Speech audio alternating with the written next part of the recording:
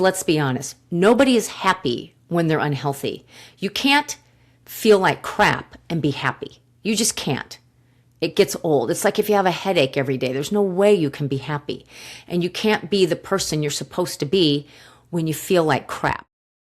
If you're a woman over 40 and you feel like your body just isn't working the way it used to, low energy, bloating after meals, stubborn weight, nothing's working, and on top of it all, you have brain fog, you're not crazy and you're not broken.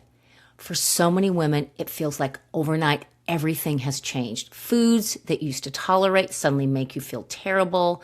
Your energy crashes, and no matter how clean you eat and how much you exercise, something still feels off. That's why I created Simply the Best. It's a 90-day experience designed specifically for women over 40 to rebuild their gut health, restore their energy, and help them feel confident in their bodies again. Inside the program, we focus on healing your gut so everything else starts working again. Smoother digestion, balanced weight without obsessing, clearer skin, better mood, sharper focus, and energy you haven't felt in years. Because when your gut is working, your whole life levels up. If you're ready to feel like yourself again, you can learn more about joining the program in the link in the show notes. All right, back to the episode. Welcome to the Let's Talk Shit podcast. I am your host, Lisa Garrett. I am a wife, mom of 4 boys, 2 German Shepherds, and I'm a gut and psychology practitioner. Look, I know you've done all the things with diet and exercise, and I also know that your health means the world to you. I'm going to show you how your gut health is the game changer to your weight, your confidence, and your stamina. So if you're ready to become the shit in your life, then let's jump in. Hey everybody, welcome back to another episode of Let's Talk Shit. I'm Lisa Garrett and I'm so happy to be here. And today I'm going to share with you the 7 non-negotiables I am doing at the age of 60 to move the needle a little bit more in the healthy direction. So I will be sharing with you what I've learned, why I'm doing it, the ins and outs. You might want to adopt these things. Maybe you're doing these things. I don't know. What brought this all to light was on May 11th, a friend of mine from my spin class passed away. He was diagnosed with stage 4 cancer back in April. He didn't live but maybe 6 weeks before he died. He wasn't overweight. He was a great guy. When I saw him in the gym, he was healthy. But we all know that that isn't always the case. So he gets this cancer diagnosis. He's texting some other people from the gym 2 days before. He goes downhill quickly and he passes away. And it was just like a reality check of, oh my gosh, this life is very short and life can be very, very uncertain. So I decided to record this to talk about things that I'm doing to move the needle in my life for health every day, so that I can be as healthy as I can be for as long as I'm on this earth, and in the process be happy. Because let's be honest, nobody is happy when they're unhealthy. You can't feel like crap and be happy. You just can't. It gets old. It's like if you have a headache every day, there's no way you can be happy. And you can't be the person you're supposed to be when you feel like crap. So I'm going to share these 7 things I'm doing as of the last year, and hopefully it will inspire you. Number 1, making homemade bread. If you go back to episode 10 of my podcast, I share a whole podcast on this and how I got hooked, how I found it, yada, yada. You can go back and listen. But what bread has done for me, it has given me personally confidence in my own gut health journey, that I've done so many things right with my gut that I can now eat this. But the biggest difference in the bread that I'm eating versus an organic, sprouted, whatever at the grocery store is the flour, the fresh milled flour. I'm actually taking the wheat berry and milling it to a flour and using that right then and there for my bread. That flour has all the B vitamins intact. unlike the flour they use in every flour product, organic or not, at the grocery store. The milling process that is done in the U.S. has destroyed the B vitamins in our flour. Well, what do B vitamins do? Brain function, nerve function, metabolic, cellular growth. I mean, pretty much everything in your body, all the B vitamins. So every time you eat a bread product, whether it's a cracker, a roll, anything with flour, cereal, bread, of course, pasta, all this stuff, when you're eating products made with flour in the U.S., you're not going to have all those B vitamins. So for me, knowing that, and I did a lot of research on this before I jumped all in, I have to say that I've been eating bread for almost a full year now, and what a difference in my life it has made. Not only am I eating my homemade bread, but I've made cinnamon rolls, pasta, ravioli, I've made French toast, and pancakes. And now I'm going to start making bread rolls and other things. I am not a baker, so it takes me a little bit to perfect some of these things. I am more of a cook, not a baker. So it's been really fun, but it's time consuming and I love it. I'm going to make homemade Pop-Tarts for my kids because I got these really good strawberry preserves, and I'm going to do the fresh milled flour and make like the pastry shell or whatever it is. So that's my next thing. But I'll eat bread on toast, French toast, pancakes. I will just eat it plain with butter on it, toast it, add olive oil and some garlic on it. And I'm 1 or 2 pieces a day and I'm good. It keeps me full and it checks a box. Okay.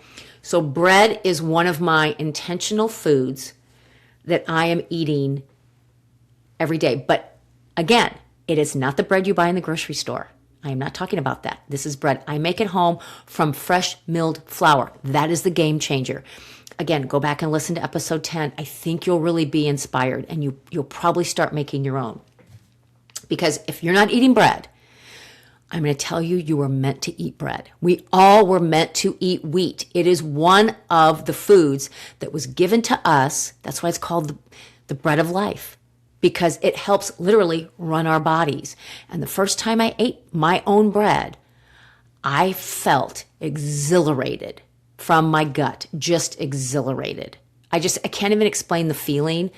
I felt like gold just hit every cell of my body. I felt so nurtured from the inside out. It was wonderful. Okay, so bread's the first thing. The second thing I'm doing, and I started doing this last year in the spring, walking in the evening. Not a hard walk, not a fast walk, I have to get my steps in, a stroll. So I will go and walk. I started with Leo and Rocky last spring, and I would take one on the leash, and we'd just go around the block. Take him back, take the other one out around the block. Now, for the dogs, that is their second walk of the day. They go out, Rocky goes out every day with Jim, and it's like a 25-minute walk. Unless they go with me, and then it's a 35, because I like to go a little farther. And then lots of playtime in the backyard. They were not lacking exercise at all. But in the night, in the evening, I would take them. We did this through the winter. I did this when it was snowing. I did it one time it was raining on us.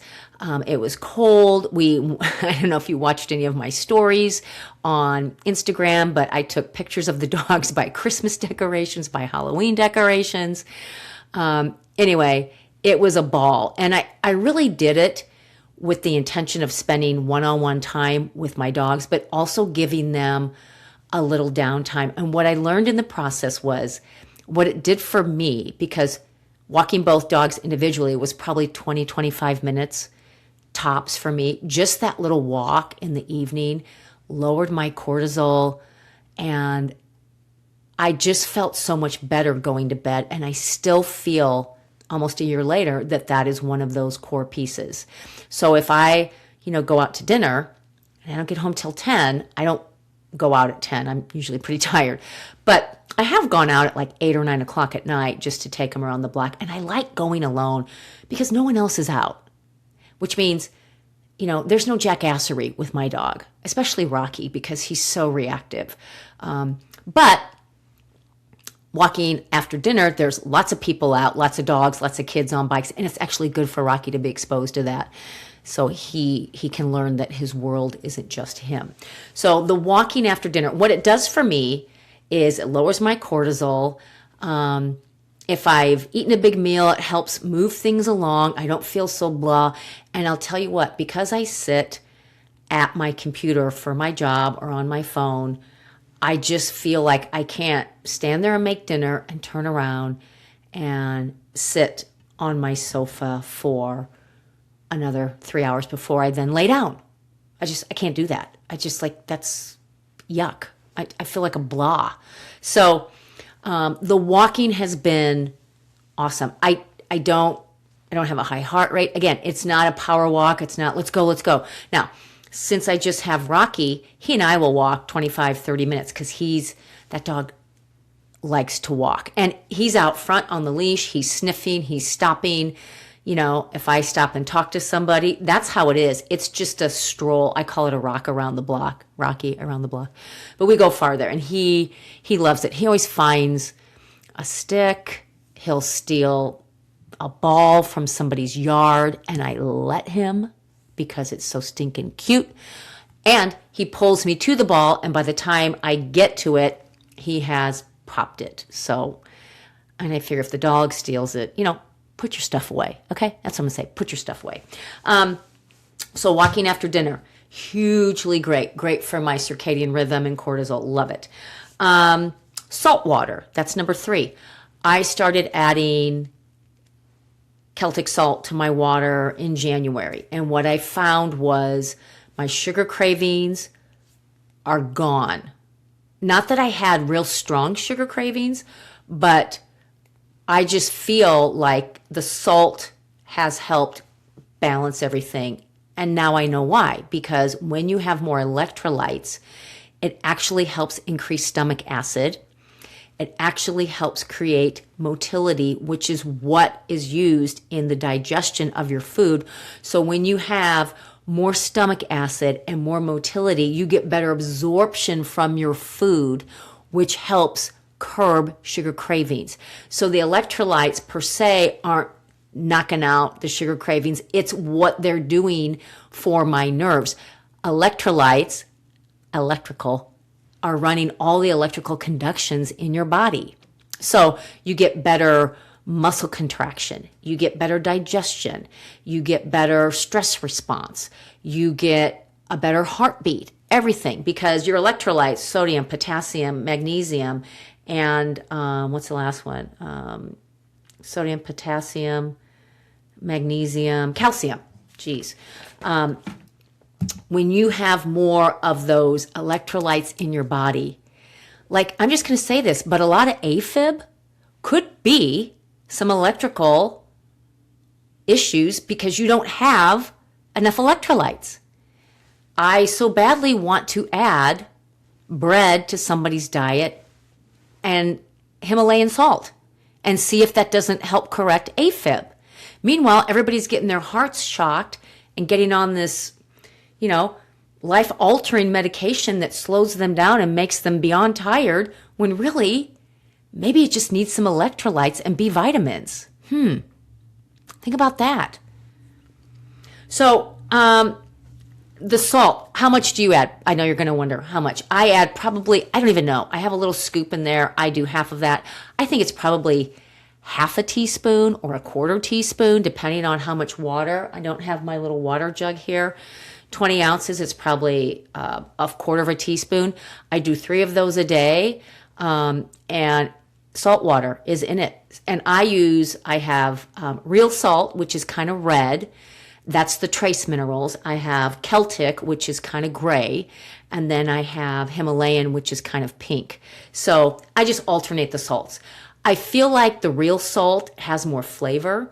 I feel like the Celtic is a little, the taste is a little more dull. And then I feel like the Himalayan is somewhere in between. So I just kind of alternate between them. I tried adding salt to Jim's water. Every morning we drink our water, and he has, a 20, I don't know, it might be a 30-ounce travel thing that he takes then down to his office. So I threw some salt in there. He's like, oh my gosh, what is this? I was like, well, I added salt to your water. He goes, don't do that. I wasn't expecting it. So he was kind of freaked out by it. But I want him to have more electrolytes, so we're working on that. So salt water every day. And what this does besides digestion is if water is your beverage of choice, and I hope that it is, then the electrolytes actually help you stay more hydrated. It helps you balance out your fluid levels more. There's a lot of people drinking a lot of water and like, oh, I just can't get enough, or I just feel so dry. Well, you might be just peeing it all out, but it's not really balancing your fluid levels. That's where the electrolytes come in and help you balance that out. And so I just wrote down some notes about Himalayan and Celtic. Himalayan, Celtic. Actually, a colored salt is probably better, and that's, like I said, the real salt. I love that. Love the flavor. It's kind of a reddish brown. Love it. And then I use it in cooking, and you'll find that you will use less salt. Now, the question is, what if my husband or myself has high blood pressure? Then what is the deal? Like, can I add it? My suggestion is try a little bit, see how you feel, keep testing your blood pressure. Real salt that has living electrolytes and trace minerals doesn't raise your blood pressure. It's the fake salt from the processed foods or the table salt that you're adding to everything, or too much sugar that's raising your blood pressure. It's not the salt. But they say salt makes blood pressure worse. I don't doubt it. However, that's not what started making your blood pressure creep up.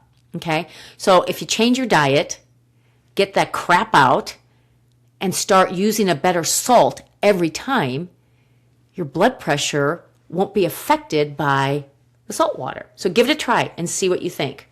And ignore all the fancy electrolytes. I'm not a fan. There's a couple I like, real electrolytes, and I like LMNT. They're flavored. They might have some natural colors that are gluten-free or whatever. I also think they're very expensive. I stick with salt. That's it. You can also use Baja salt. That's it. It's easy. It's inexpensive. I don't like to make a big fuss over my water. The better my water tastes, the more it reminds me of like a soda, and I don't need that. I don't want any more chemicals in my body is what I'm saying. Hey, real quick, before we jump back in, if you're enjoying this episode of Let's Talk Shit, do me a favor and hit the subscribe button.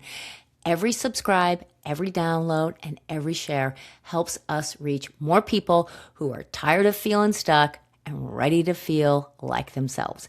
And if someone popped into your mind while you're listening, a friend, sister, buddy, workout friend, your husband, your neighbor, or that person who's always sending you the health podcast, send this to them right now. Word of mouth is how this podcast grows, and I so appreciate every single share. All right, let's get back to the conversation. Okay, so bread, salt water. Okay, you're gonna and walking in the evenings. Reading. I love to read when I travel. A book, not a Kindle, not on my phone or my laptop. A book. I love a hard copy. I love to turn a page. I used to love reading the newspaper, but now our newspaper comes in the morning, and by the time I sit down and read it at night, the news is old. So we just get it a couple days a week. I also love to do the Sudoku in the paper. Love that. No, I will not buy a Sudoku book. Don't worry. I'm not that old yet. But reading away from a screen, sometimes I like to sit outside and read. It's so good for my eyes to just work at reading from paper. I love the idea. I listened to a podcast about how you could strengthen your eyes, and one of the suggestion was reading in natural light, not under a bright light inside or on a laptop or a Kindle, but by a window that has natural light. So strengthening up my eyes, and it's something simple. And I know so many people who do Kindles and iPads and things like that. That's fine, whatever works. But try pulling yourself away from those screens, okay? My dad and my mom, they're 85 and 86, and they have great eyes. And I would like to think that part of the reason they have great eyes is because they didn't spend and they don't spend a lot of time on devices. I mean, my dad was a dentist, so he would wear the binoculars with the lenses because he's working in smaller spaces. And I can hand my dad my phone and say, what does this say? And if I don't have my glasses, I can't see it, but he can without his. They have great eyes, and I really think there's something to be said about screens and how damaging. And I know you know this. So anytime you can limit your screen time, do it.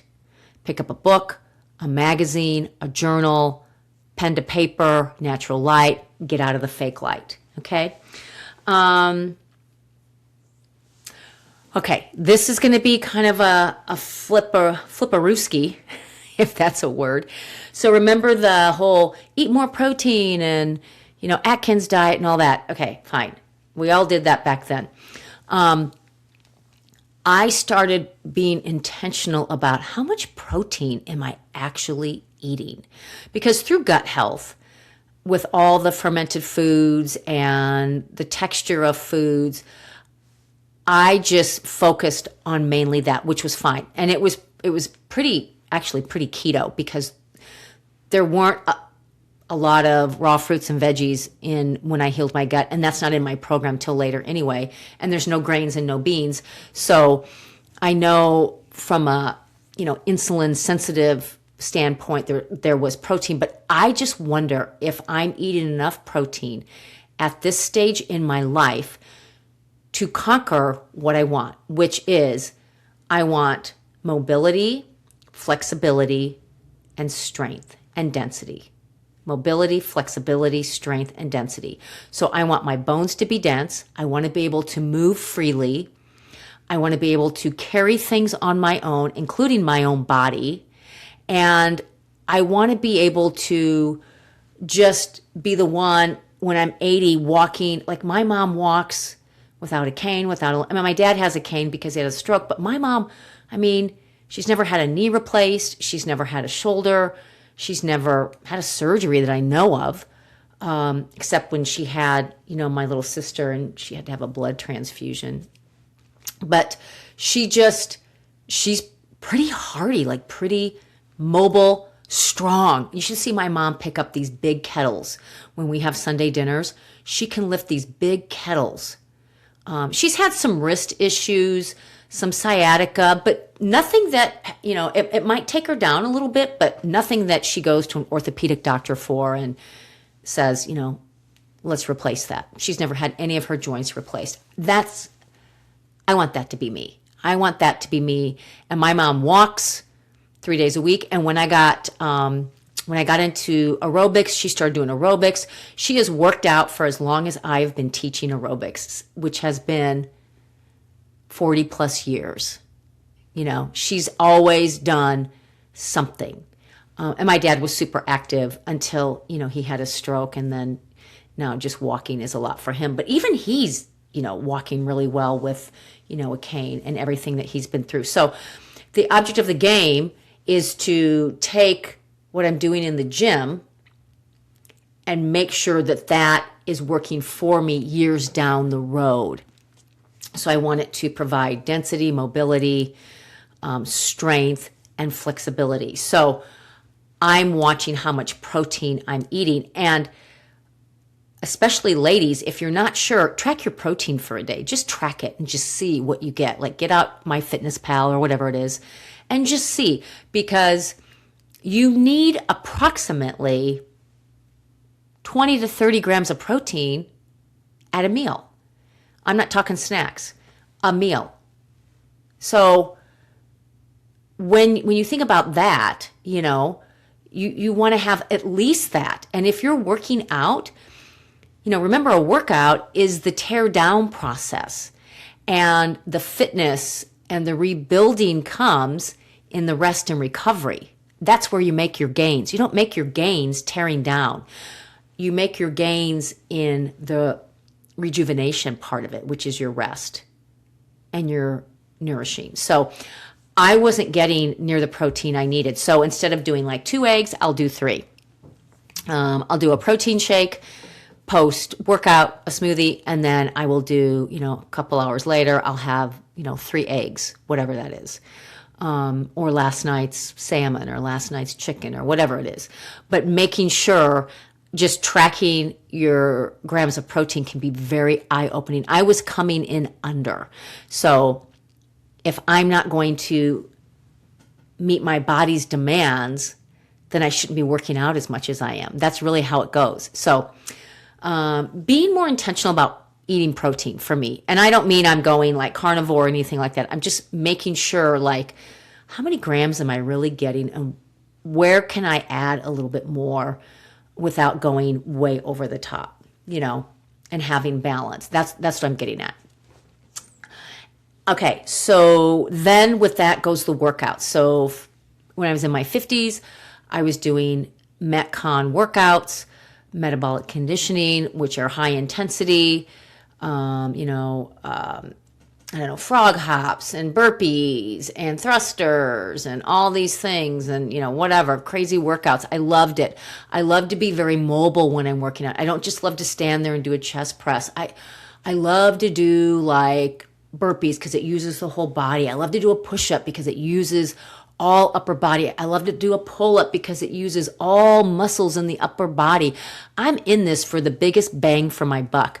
So if I just do like a wrist curl, no, I don't want to do that. I want to do something that's going to increase my grip strength, but use a lot of muscles at the same time. Okay. So sometimes it's just hanging on a bar or whatever. So I have really focused on some more weight training because again, I want bone density, I want mobility, I want strength, and I want flexibility. And with lifting 3 days a week, I also, and I was doing this years ago and I kind of got off of it. I'm stretching more intentionally. I come home, do my thing, and when I have to read emails or when I have to write content, I will literally lay on the floor behind me and go through a series of stretches that I've learned from some amazing yoga instructors. I don't really want to go take yoga right now, but I just will stretch at home and hold these poses for 2 to 3 minutes at a time. It takes about 20 minutes. That feels really good. I will also stretch, if we're sitting downstairs watching a movie or whatever. I'll pull out my yoga mat. Leo used to lay on my yoga mat. The second I pulled it out, he's like, oh yeah, this is a good idea. And he would lay on it. I'm like, dude, it's for me. He loved the feel of that. Now that I think about it, it was so cute. Or then him and Rocky would just start the jackassery when I had the yoga mat out. It was like an invitation. I don't know why, but so stretching and weightlifting have been my focus. I don't get on a step mill and do minutes upon minutes of that. I don't. I do high intensity, low intensity in my spin class. My spin class is never just, it's up and down and up and down and up and down the whole time. We have high heart rates, low heart rates, all for 45 minutes. And I'd like to think that's why I have a big class. That, my music, and the stupid stories I tell. And if you're in spin, you know exactly what I'm talking about. But in general, there's more and more research coming out that the old, walk for 40 minutes at this low heart rate, you can reverse, some of the aging of your heart by doing high and low, get your heart rate up, bring it back down, get your heart rate up, bring it back down kind of thing. So that research is, always evolving, but I like the way it feels. I like to get my heart rate up high. I like to bring it down, hang out a little bit, pick it back up, bring it down.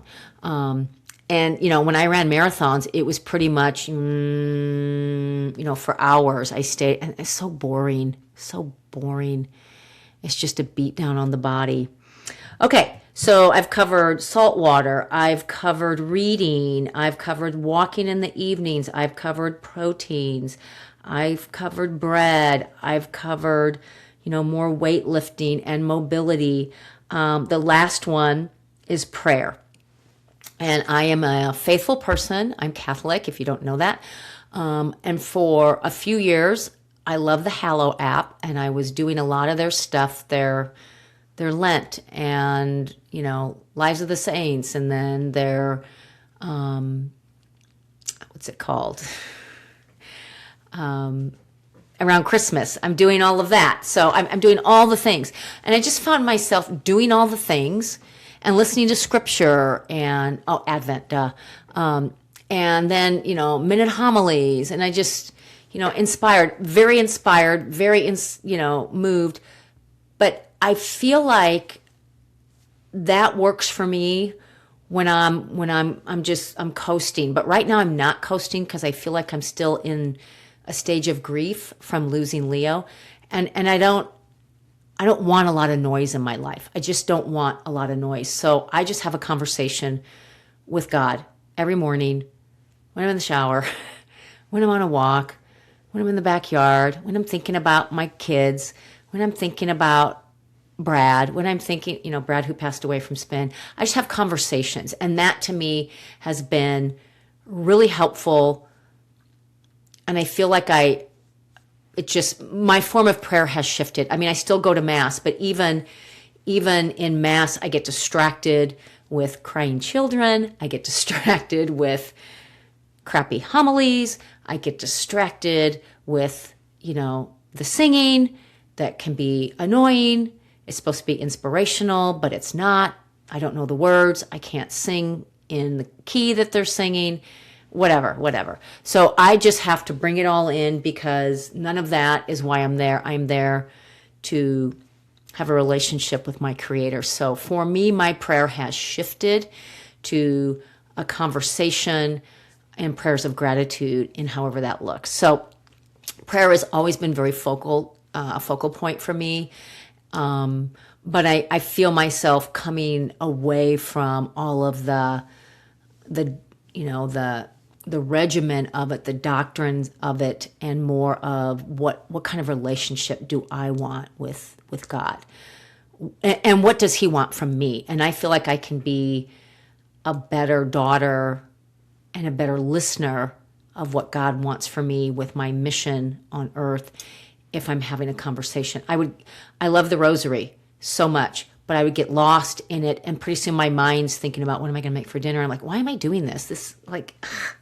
So, I'll say a decade and make it very prayerful, but I just found myself doing all the things on the app, and it became like this morning task of, I got to get through this. It's like, geez, I'm missing the point of all of this. So, in general, with all the things that you do in your life, I want you to think about less is more. Where can I get the most out of what I'm doing that will take me the farthest? And if you don't love everything that you're doing in your life, gosh dang it, make a change. Stop doing the bullshit that doesn't check the box for you. Okay?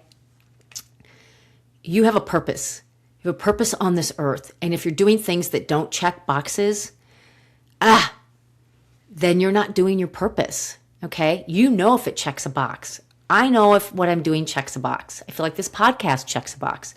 I'm here, raising awareness, giving people information, bringing on guests that, make their world a little bit bigger, that inspire them. And as silly as these dog briefings are, they're very inspirational. I cannot tell you the number of people that I've connected with all over the world, really, about, their dog, their weather, their intuitive ability, their kindness and love about losing Leo. I mean, just like, what a community. And I have to give it up to Leo because he really helped me create that. So I just feel like when you want to move the needle in your health, you have to move it in a way that is best for you. Not what they say, not what your neighbor does, not what your best friend does, or your sister or brother, or what a trainer's telling you, but like what really moves the needle for you. And if you don't love what you're doing, it's not moving the needle. If you're hating it all the time. And I've heard people say, you can never quit teaching spin because I'll quit working out. I hope not. Spin is fun. We got music, we have laughter, we know the people, we have a whole persona in that room of us being the spin family. I always start every class with, good morning. Is there anybody new? Good. Don't bring your friends. I say that. And it's sort of true because, we don't want to have to take the class down to a level of a beginner. That sounds mean, but it's true. You can come to my spin class, but just know that, there's some swear words, there's classic rock, and there's conversation. That's just how it goes. So there's cussing, classic rock, and conversation in my spin class. And that doesn't always appeal to people. And if you want to come to spin and you want to sit and talk and lollygag, that's someone else's class, okay? That's not our class. We work hard, but we play hard too. And it's super fun. So look at what you're doing in your life. Ask yourself, is it moving the needle? And do I love it? And if it's not, then go back to the drawing board and maybe try some of these things. These are all things I talk to my clients about too, and they've implemented quite a few of them, and they are finding the walk after dinner or in the evening or whatever being very, very helpful. So, for what it's worth, I hope you take this and run with it. And until next time, make some shit happen in your life. Hey, before you go, would you like to receive my ultimate gut repair guide for free? This guide has everything you need to know about leaky gut, what's causing it, how it's affecting your daily life, a meal plan, and 5 ways you can start healing your gut today. This is the same framework that my VIP clients use when they start healing their gut. It's amazing. All you have to do is leave an honest review of Let's Talk Shit, screenshot it, share it to your Instagram stories, and tag me at Lisa Garrett Nutrition. I hope today's episode inspired you to make some shit happen in your life because you're freaking awesome. And I cannot wait to connect with you next time on Let's Talk Shit.